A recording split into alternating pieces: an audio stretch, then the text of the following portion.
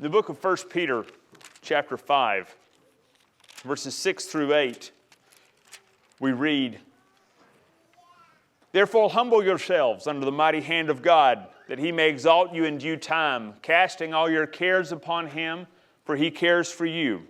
Be sober, be vigilant, because your adversary the devil walks about as a roaring lion, seeking whom he may devour."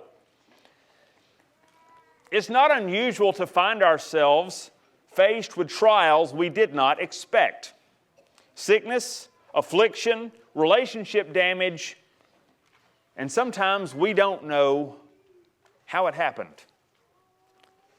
Now, there are times when we are just blind to the fact that we contributed to the trial that's upon us, like someone who makes a withdrawal every time he makes a debit card purchase. One day you find out that your bank account is empty and you say, "How did that happen?" I can tell you how that happened. But other times, we have no known contribution and there's no direct correlation to something we've done. Whether it gradually grows or comes all at once, we ask God, please remove this. And then when He doesn't remove it, we ask, why? We know He could. He's God. So why doesn't He? And at that point, we are tempted to unbelief. I don't mean by unbelief we question whether or not God exists, but we question, is He really good?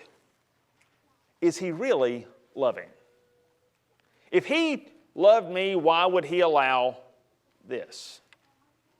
Why would He let me languish? Giving in to unbelief is a sin. But it's a sin that never remains in our heads. It always works out in our actions. Unbelief makes us hard, impatient, and prone to fix the problem that we see ourselves. Think of the example of Abraham and Hagar. Solomon tells us in Ecclesiastes 8:17 that God's work is unsearchable. Sometimes we understand what God is doing. Most of the time we don't. And even when we understand a little bit, that's all. We really are only catching a glimpse of something. We never see the entirety of God's plan. Have you ever tried to explain comprehensive calculus to a 3-year-old?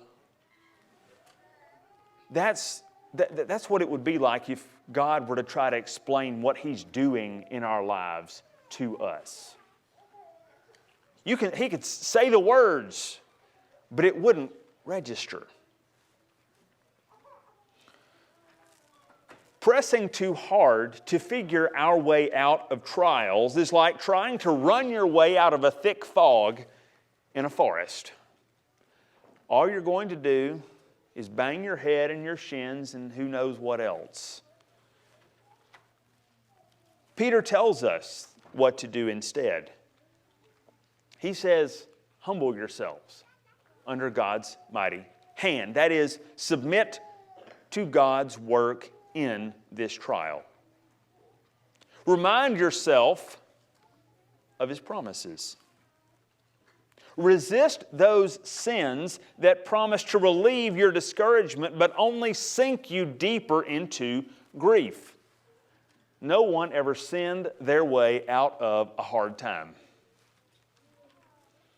Finally, as Peter will go on to say in verse 10 of chapter 5, remember that the God of all grace has not forgotten you, but in His time He will make you whole, or as He says, after you have suffered a while, He will perfect, establish, strengthen, and settle you.